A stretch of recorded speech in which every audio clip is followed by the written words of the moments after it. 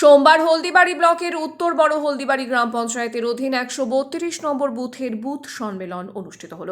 উপস্থিত ছিলেন মেখলিগঞ্জের বিধায়ক পরেশচন্দ্র অধিকারী, হলদিবাড়ি ব্লক যুব তৃণমূল কংগ্রেসের সভাপতি প্রশান্ত কুমার রায়, উত্তর বড় হলদিবাড়ি অঞ্চল সভাপতি গুরুদয়াল রায়, হলদিবাড়ি পঞ্চায়েত সমিতির সভাপতি শৈলবালা রায়, পঞ্চায়েত সদস্য হামিদুল সরকার, হলদিবাড়ি ব্লক অবজারভার লুৎফর রহমান, অঞ্চল নেতৃত্ব জয়নুল হক সহ অন্যান্যরা।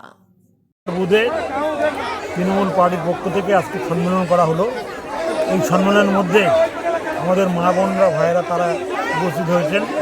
তারা বিভিন্ন ব্যাপারে জানতে চান, যেমন যুবসাথী থেকে আরম্ভ করে কৃষক সহায়তা প্রকল্প, এইসব বিষয় নিয়ে আলোচনা হলো। লক্ষ্মীর ভাণ্ডার নিয়ে তো আলোচনা হলোই। তারা সকলেই এই বিষয়ে অবহিত আছেন এবং আগামী দিনে নতুন প্রকল্পগুলি যাতে ব্যাপক প্রচার হয় তার জন্য ব্যবস্থা করা হবে। এই যে বুথ সম্মেলন, এটা কি প্রত্যেক বুথে বুথে হচ্ছে? প্রত্যেক বুথে বুথে হচ্ছে। এই সম্মেলনের মধ্য দিয়ে নতুন নতুন লোক উঠে আসছে এবং যোগদান পর্ব চলছে একসাথে।